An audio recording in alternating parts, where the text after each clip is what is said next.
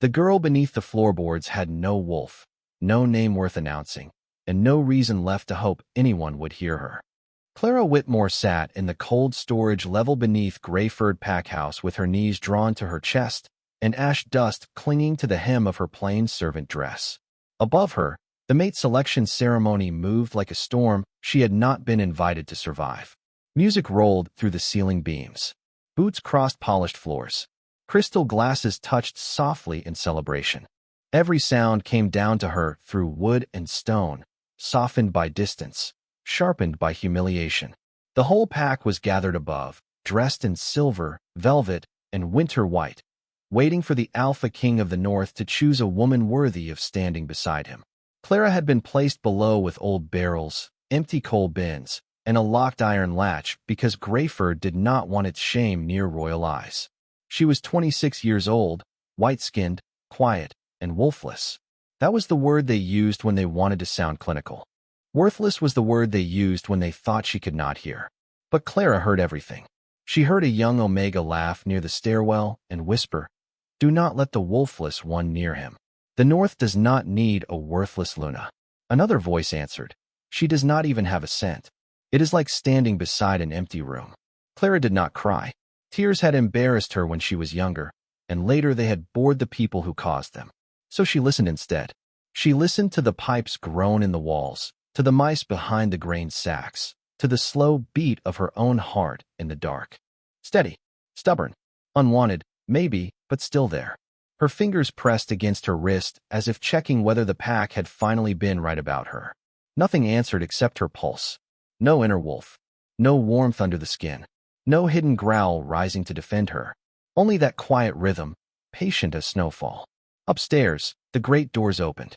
The music stopped so suddenly the silence seemed to fall through the floor. Clara lifted her head. Even from below, she felt the change. Not magic. Not fear exactly. Weight. The kind of weight that entered a room before a king and made every lie straighten its back. King Nathaniel Blackwood had arrived. They said he was carved from the North itself, tall and pale, with black formal armor beneath a dark cloak and gray eyes that could turn a room colder without a word. They said his wolf had rejected every courtship offering for 7 years. They said he was not cruel, which made people fear him more, because cruelty could be predicted. Honor could not. Above Clara, names began to ring out. Miss Vivian Greyford. Applause. Miss Helena Cross. A softer wave of approval. Miss Maribel Vane. The ceiling carried each introduction like an accusation. Each woman had lineage, scent, training, and a wolf that would answer when called. Clara had once tried to call hers until her throat hurt from silence. The pack healer had declared her empty at 13. Her father had stopped meeting her eyes by 14. By 26, even her footsteps had learned to apologize. Then something strange happened. The floor above her creaked once, then went still. Not the stillness of ceremony. The stillness of people realizing someone powerful had stopped obeying the script. Clara held her breath. A low male voice spoke overhead, calm enough to frighten the beams between them. "Why is there a heartbeat beneath this hall?" No one answered. Clara's fingers tightened around her wrist. Her pulse had not changed, but the world around it had. Another voice, Alpha Greyford's, smooth and nervous, gave a short laugh.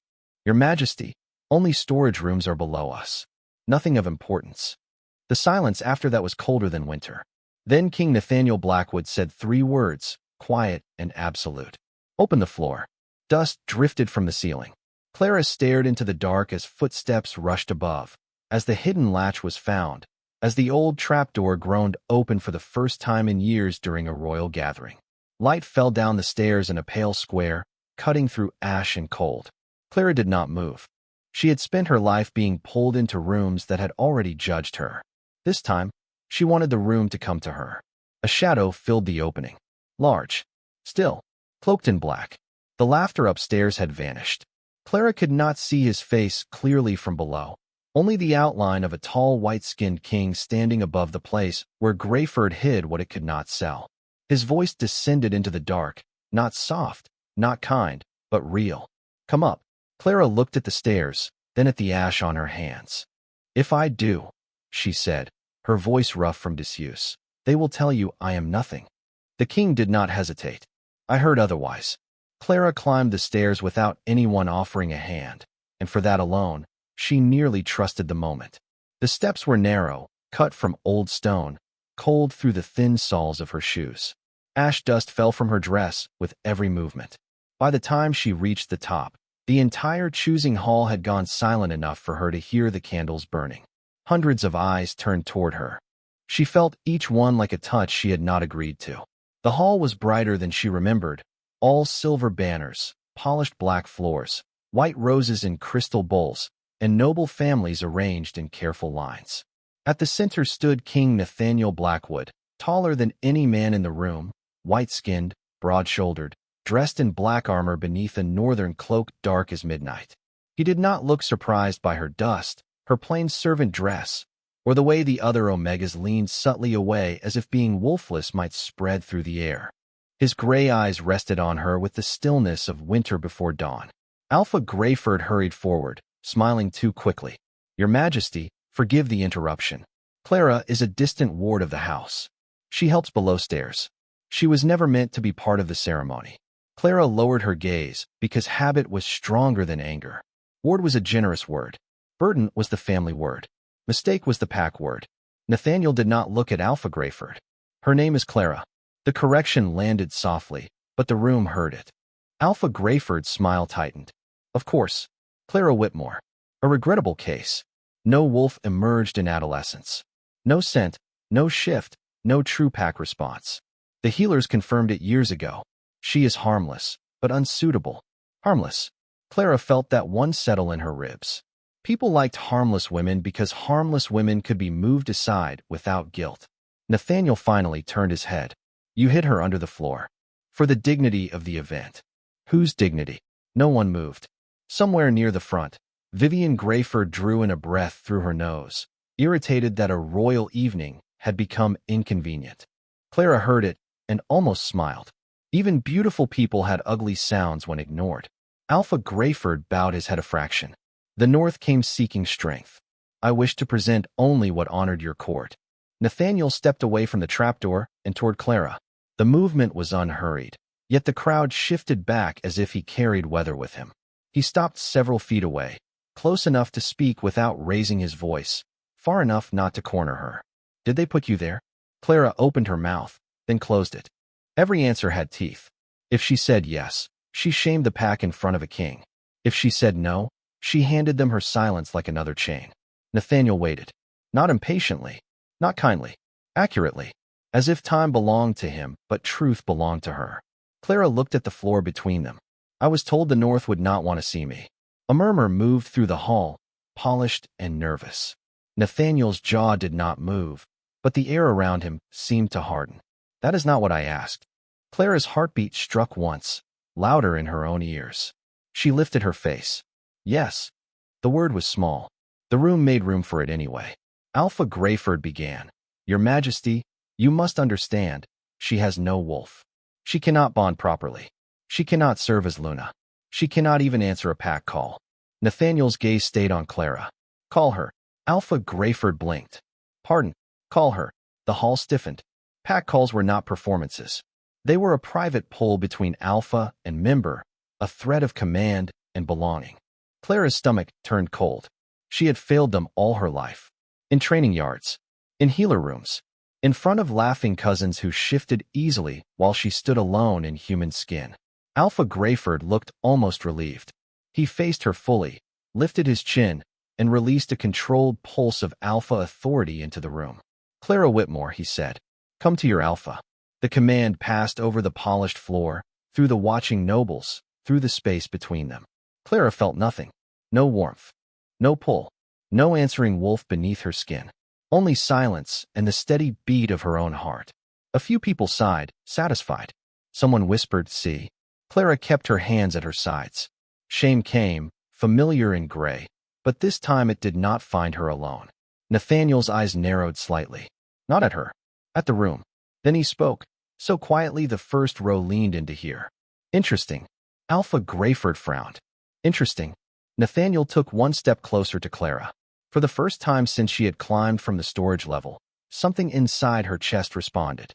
Not a wolf. Not a growl. A slow, deep pulse. as if a drum far beneath frozen ground had answered his footstep. Clara went still. Nathaniel heard it. She knew he heard it because his entire expression changed by almost nothing, and yet the room grew colder. "She does not answer you," he said.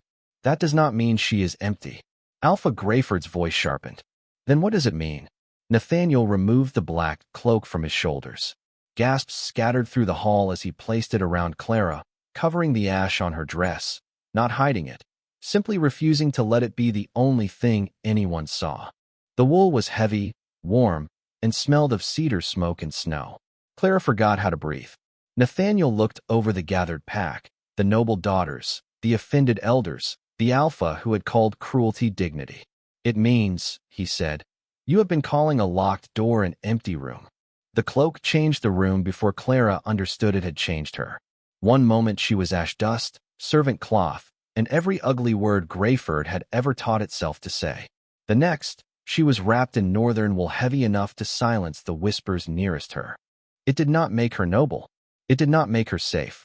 But it made the hall hesitate, and for Clara, hesitation felt almost like mercy.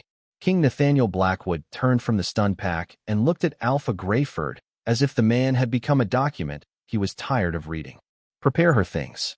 Alpha Grayford's face paled beneath the golden light. "Her things? She is coming north." The words moved through the hall like a window breaking in winter. Vivian Grayford made a small sound of outrage. A council elder muttered, "Impossible." Someone dropped a glass. Clara's own heart gave one slow, hard beat beneath the cloak. She looked up at Nathaniel, certain she had misunderstood. "I did not ask to leave." No, his voice remained calm. "You were never given enough choices to know which one belonged to you." The sentence should have angered her. Instead, it found the quiet truth under her ribs and pressed there. Alpha Grayford stepped forward with both hands raised in careful diplomacy. "Your Majesty, with respect, she has no training suitable for your court. No dowry worth discussing. No wolf to answer your bond. If this is meant as punishment for my error, I assure you there are better ways to resolve it." Nathaniel's eyes did not leave him. "This is not punishment." "Then what is it?" "Recognition." Clara almost laughed because the word was too large for her. Recognition belonged to heirs, warriors, women with silver combs in their hair and wolves bright beneath their skin. Not to a woman who knew which storage barrels leaked because she had spent too many nights beside them. Nathaniel seemed to hear the disbelief inside her silence. He turned slightly, lowering his voice so the hall could still hear, but the words reached her first. "I am not asking you to trust me." Clara held the cloak closed at her chest. "Good." A flicker moved across his face. Not amusement exactly. Something colder, trying to remember warmth. "I am asking whether you want to remain here." The question struck harder than every insult before it. Clara looked around the hall she had cleaned but never entered, at the pack that had named her absence a kindness, at Alpha Grayford standing polished and furious because the thing he hid had been noticed. She listened for grief, for loyalty, for some thread tying her to this place beyond old fear. All she heard was Vivian whispering, "This is humiliating." Clara's mouth went dry. "If I go with you," she said, "they will say you chose wrong." "They already think that. Does it not matter?" Nathaniel looked toward the high windows where snow had begun to gather along the black glass. A king who lives by the approval of crowded rooms dies in them. The hall went still again. Clara did not understand northern politics, but she understood loneliness when it spoke with a crown on its head. A servant was sent below. He returned with a small cloth bag, half full, holding 2 folded dresses, a worn brush, a cracked prayer token, and nothing else. Clara stared at it. 26 years reduced to what a servant could carry in one hand. Nathaniel took the bag before anyone could hand it to her, as if he had seen the humiliation forming and stepped in front of it. "We leave now." Alpha Grayford bowed. "Too late and too low. May the north find use for her." Nathaniel stopped. The temperature in the hall seemed to drop by 10 degrees. People are not made valuable by being useful. No one answered. Not because they agreed. Because for once, their silence had been commanded by shame. The carriage waited outside beneath falling snow, black lacquered wood, iron wheels, lanterns glowing amber through the storm. Clara paused at the threshold of the packhouse. She had never left Grayford lands. The night air touched her face, clean and sharp, carrying pine, horse leather, and distant frost. For a moment, terror rose so quickly she nearly turned back. Then Nathaniel stepped down from the doorway and stood beside the carriage without rushing her. "What waits in the north?" she asked. "Cold," he said. "A court that will not understand you. People who will look for your wolf and miss what is louder. Honest, brutal, strangely kind. And if I fail there too?" Nathaniel opened the carriage door. Warm lamplight spilled across the snow, then fell somewhere with unlocked doors. Clara looked back once. Greyford Packhouse loomed behind her, bright, loud, and hollow.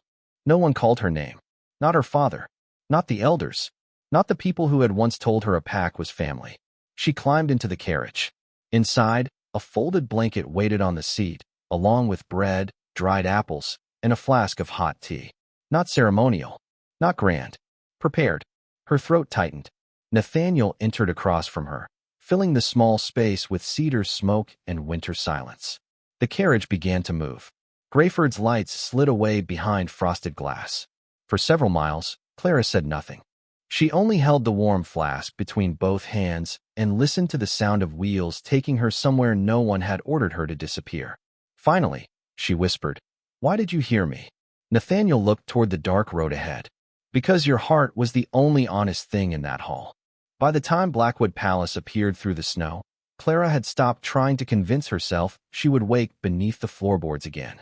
The journey north had taken most of the night, 160 miles of frozen road, pine forest, and silence broken only by wheels grinding over ice.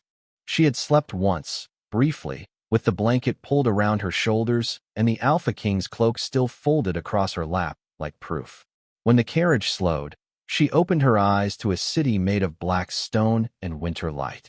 Towers rose behind the outer wall, their sharp roofs glazed with frost. Smoke lifted from hundreds of chimneys into a pale morning sky. Guards in dark uniforms stood along the gatehouse without speaking, and every one of them lowered his head as Nathaniel stepped out. Clara watched from inside the carriage, hands wrapped around the empty tea flask, suddenly aware of the ash still caught beneath her fingernails. This was not Greyford. Greyford had been loud in its cruelty, familiar in its corners, small enough to know where shame waited. The North was different. It did not laugh. It measured. Nathaniel turned back and offered his hand at the carriage door. Not to pull, not to claim. Simply there, steady in the cold. Clara hesitated only a second before placing her fingers over his. His hand was warm, larger than hers, calloused in a way no jeweled king's hand should have been. She stepped down onto packed snow, and 100 quiet judgments landed around her. No scent. Servant dress. The king's cloak. Too thin. Too still. Clara heard them without words, in the small shifts of breath and boots and armor. Nathaniel did not silence the courtyard. He walked beside her through it, close enough that the edge of his cloak brushed hers once in the wind. The palace doors opened into a hall so vast Clara felt the size of it before she understood the shape.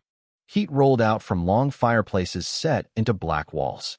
The air smelled of cedar logs, beeswax, iron, and old power. A silver wolf crest was carved above the central arch, its eyes made of dark glass. Clara stopped beneath it without meaning to. She felt watched by a symbol of everything she had never been able to become. An older man in a charcoal suit approached, silver hair tied neatly at his neck. "Your Majesty," he said, bowing.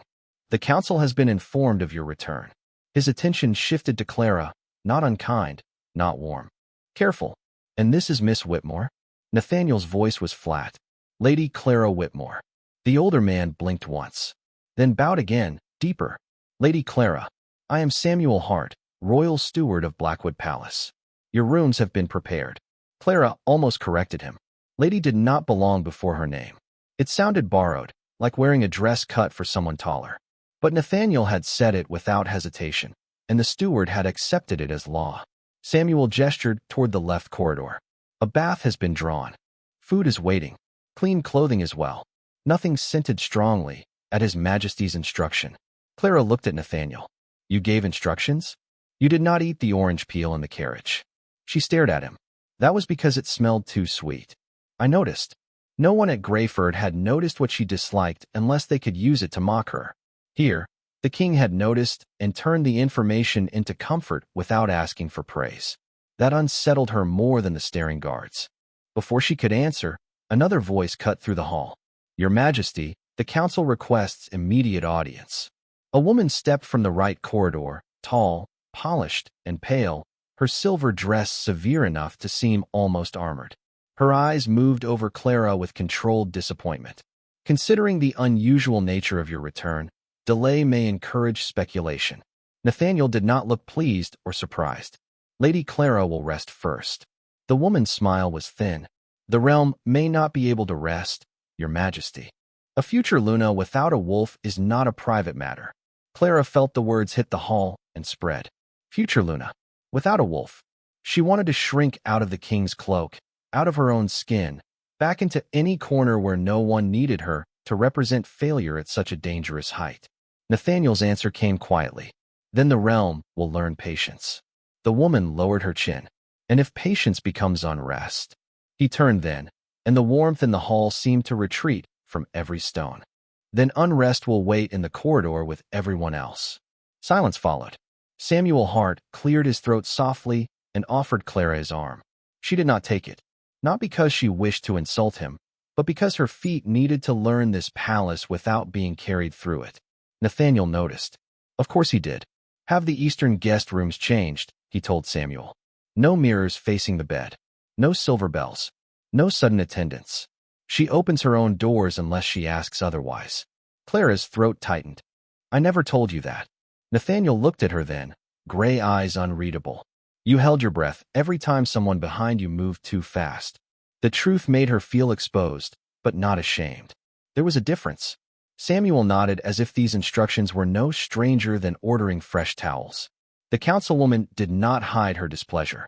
Clara heard her step back, fabric whispering over stone, already preparing to turn concern into argument. But for the first time, Clara stood in a palace that did not ask her to apologize for needing the world arranged with care.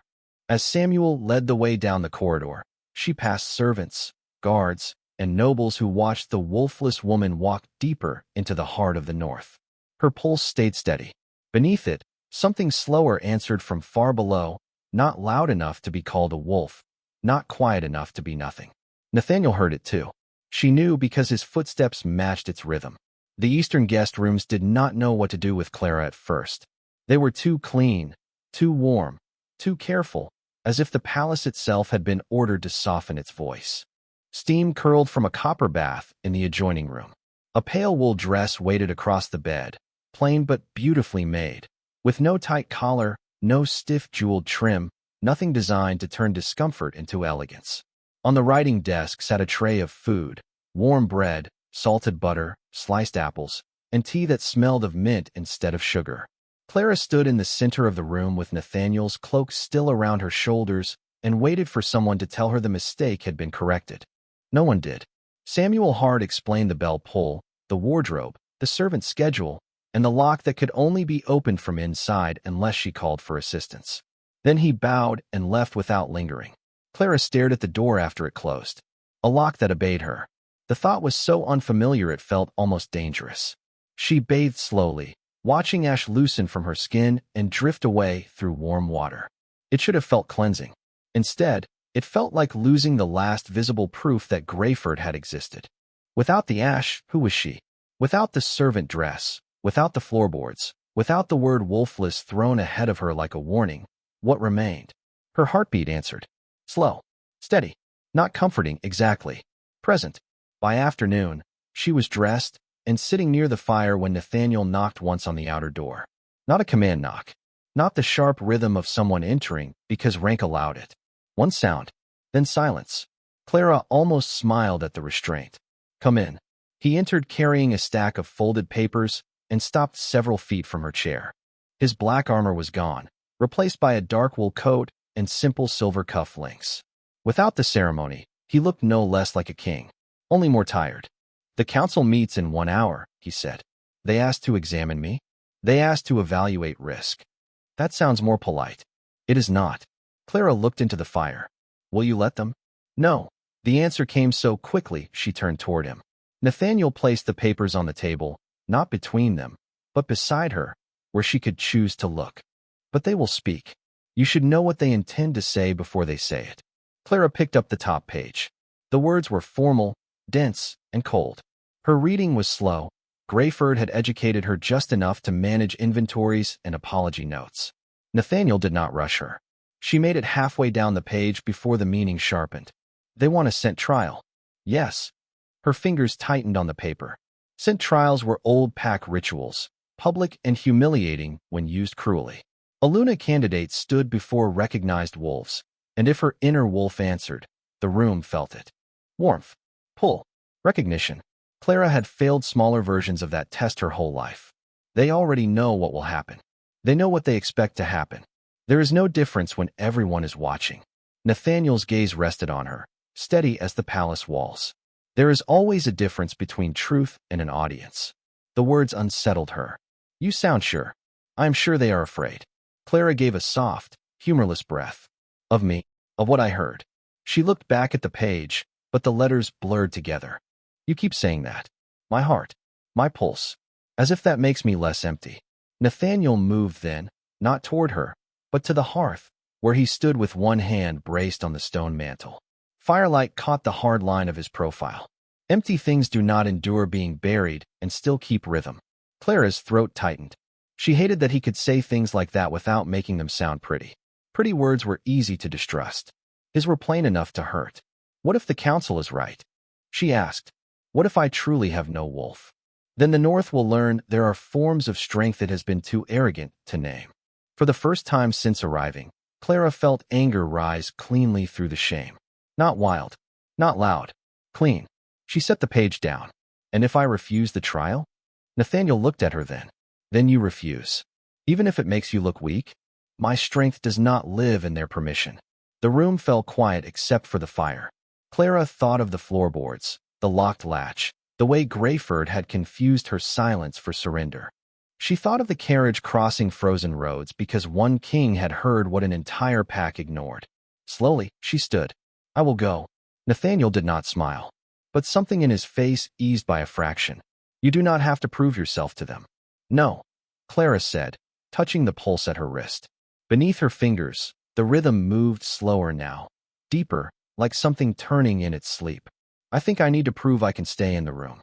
The scent trial was held in the old recognition chamber beneath the west wing, where the walls were carved with generations of wolf crests, and the floor had been polished by centuries of nervous feet.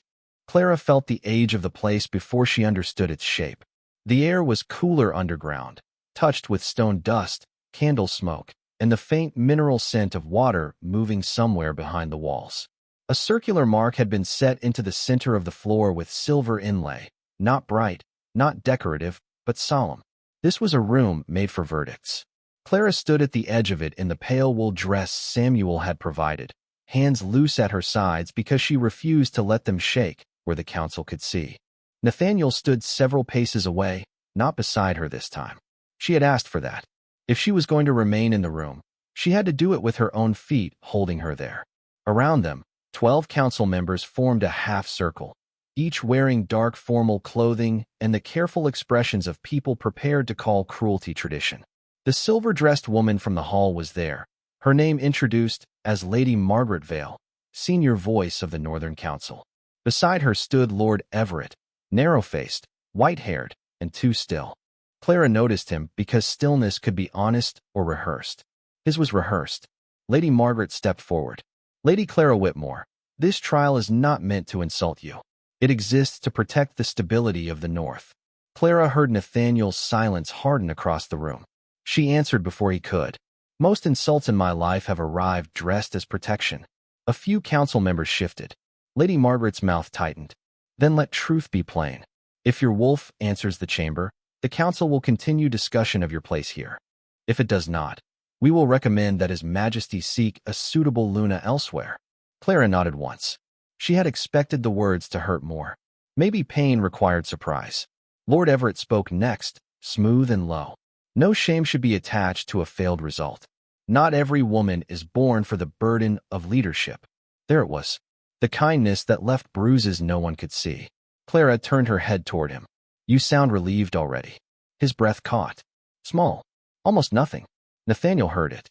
Clara knew because his boot shifted once against the stone. Lady Margaret gestured to the circle. Step forward. Clara entered the silver mark. The metal beneath her shoes felt cold through the soles. One by one, the council members released their wolf presence into the chamber. Not a shift, not a threat, just the old recognition pulse of pack blood calling to pack blood. The air thickened. Candle flames leaned inward. Clara felt pressure settle against her skin, searching for something to wake. She had stood inside this kind of pressure before. Smaller rooms, younger faces, crueler laughter. The result had always been the same. Nothing rose in her. No answering warmth. No scent. No wolf. A murmur began near the back of the chamber. Lord Everett exhaled, almost satisfied. Lady Margaret lowered her eyes as if disappointed on behalf of the realm. Clara stayed inside the circle. Her face burned, but she did not step out. Across the room, Nathaniel had not moved. He watched her, not the council, not the ritual, not the failure everyone seemed so eager to name. He watched her as if the only trial that mattered was whether she would vanish from herself. Clara pressed 2 fingers to her wrist. Her pulse was there. Slow, deep, steady beneath all that borrowed judgment.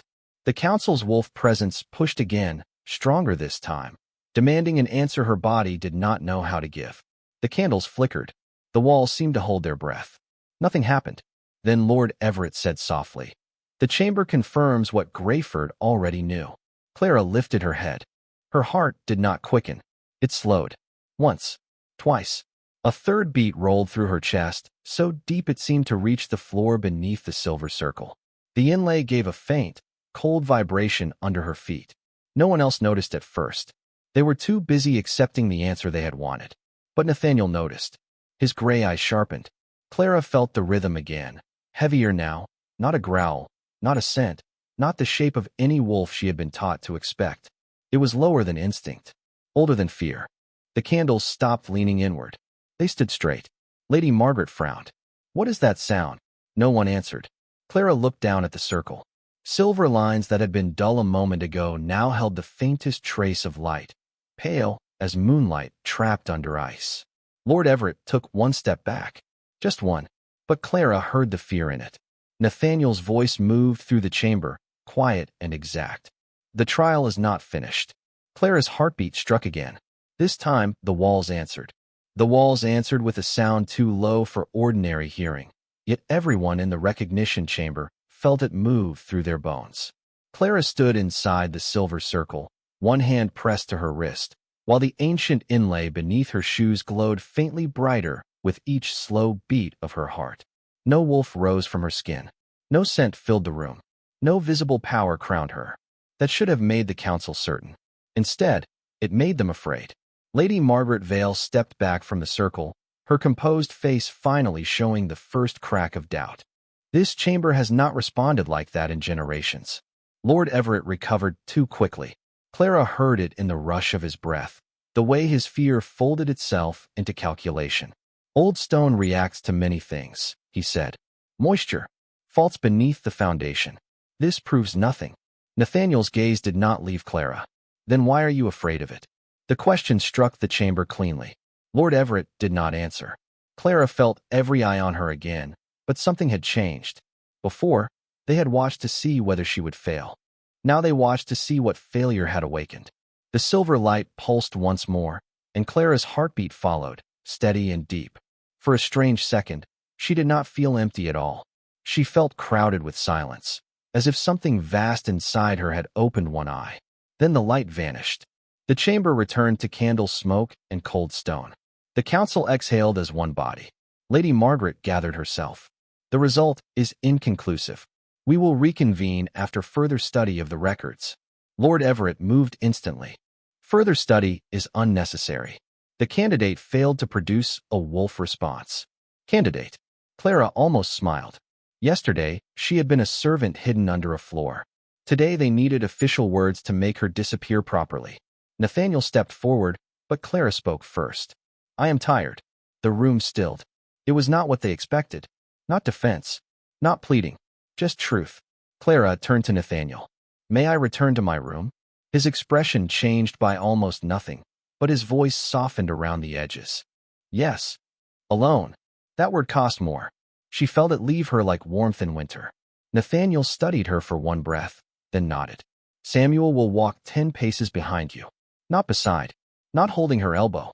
Not guarding her like property. 10 paces behind. Clara accepted because it was the closest thing to freedom the palace could offer in a room full of people deciding what shape her cage should be. She left the chamber without looking back. The corridor outside felt too bright after the underground trial. Her steps sounded small against the stone. Samuel Hart followed exactly 10 paces behind. Never closer, never farther. For a few minutes, that kindness held. Then a maid appeared at a side passage with a bundle of folded linens in her arms. Young, brown-haired, nervous. Lady Clara, she whispered. Forgive me. His Majesty asked that these be brought to your rooms. Samuel paused to inspect the bundle, and in that single pause, another sound reached Clara from the left corridor. A heartbeat. Fast. Familiar. Afraid in the same way Lord Everett had been afraid. Clara stopped. The maid lowered her eyes too quickly. This way, my lady. There is a shorter passage. Samuel's voice sharpened. That corridor is restricted. The maid flinched. I was told it had been opened for her.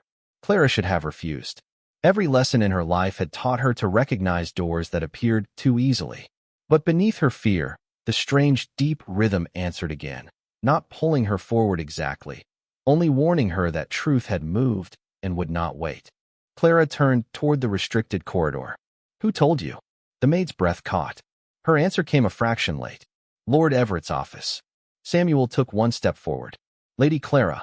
A heavy door shut somewhere behind them. Then another. Not loudly. Carefully. The hallway changed shape through sound. Guards moving away. Locks settling. Air narrowing. Clara understood before anyone touched her. This was not an escape route. It was a removal done with clean hands. The maid's voice broke. I am sorry. He said no one would be hurt. He said the north would fall apart if you stayed. Samuel reached for the signal bell at his belt, but the side door between them slammed closed, separating his voice from Clara's world. She heard him call her name through wood and stone. Then the passage beneath her feet shifted downward, old mechanisms waking after years of sleep. Clara grabbed the wall as the floor carried her slowly into darkness. No fall. No violence. Just a hidden lift sinking beneath Blackwood Palace with the calm cruelty of architecture built by people who believed secrets were easier than mercy. The air grew colder. The sounds above faded. At the bottom, the floor stopped with a stone sigh. Clara stood alone in a chamber where no candle burned.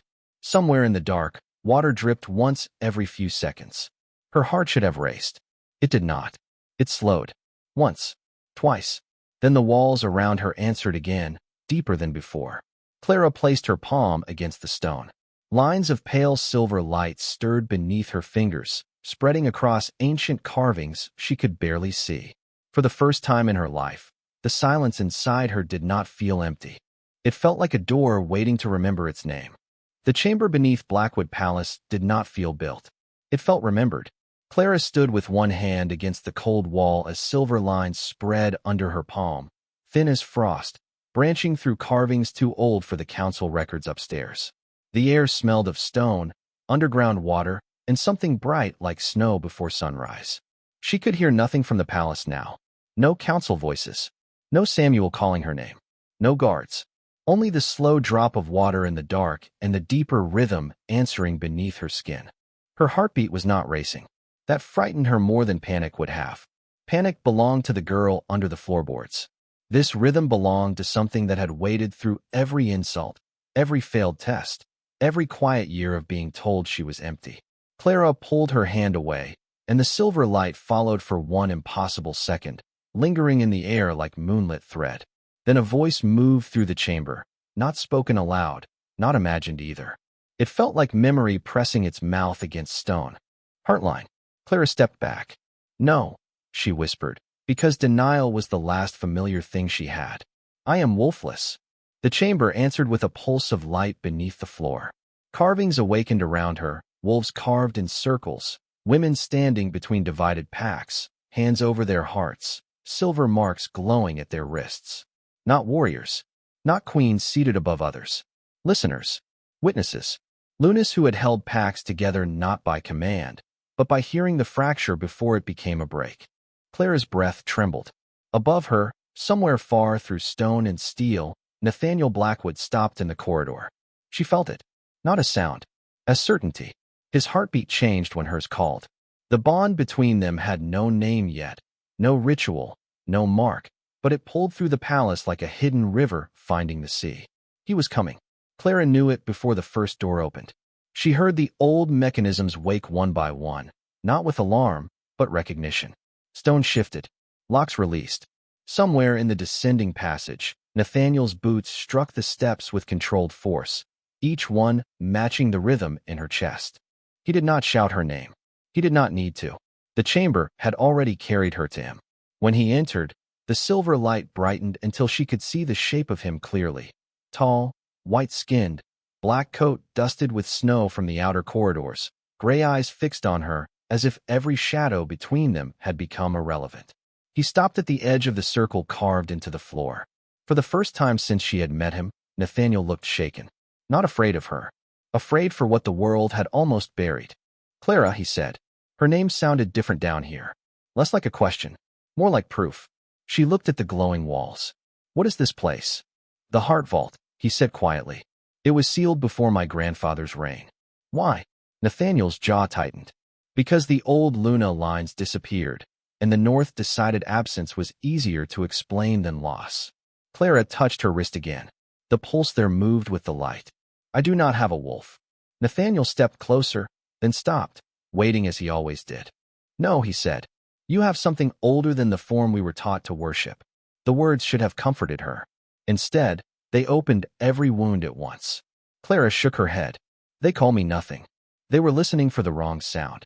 Tears gathered before she could stop them, quiet and hot in the cold chamber. I believed them. Nathaniel's voice lowered. So did the North once.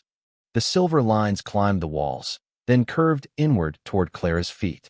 Her heartbeat deepened again, and this time she did not fight it. She let it move through her. Not a growl, not a scent, not the animal shape everyone had demanded from her. A listening, a knowing, 1,000 hidden rhythms unfolding. Samuel's worry above, Lady Margaret's doubt, Lord Everett's fear turning sharp in a distant room, and Nathaniel's steady presence before her, holding back every question until she was ready to stand inside her own answer. Clara lifted her face. I can hear them. Nathaniel did not ask who. He understood. The pack. Their hearts. The chamber flared, silver and soft. Nathaniel bowed his head, not as a king to a subject, but as one soul recognizing another at last. Then the trial was never about whether you had a wolf, he said. It was about whether the North still knew how to hear its Luna. Clara looked at the carvings, at the women history had forgotten because their power did not look like power to frightened men. For the first time, the silence inside her had a name. Not empty, not broken, waiting. By sunrise, the Heart Vault was no longer a secret.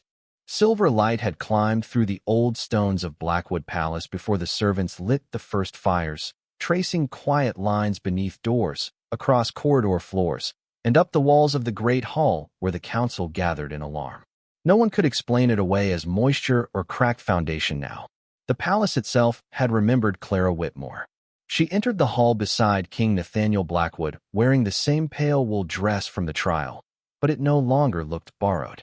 The silver inlay from the vault had left a faint mark at her wrist, delicate as frost, pulsing once with every beat of her heart. Nathaniel did not hold her arm. He walked beside her, close enough to be chosen, far enough to let the room see she stood by her own will. Conversations died before they became whispers.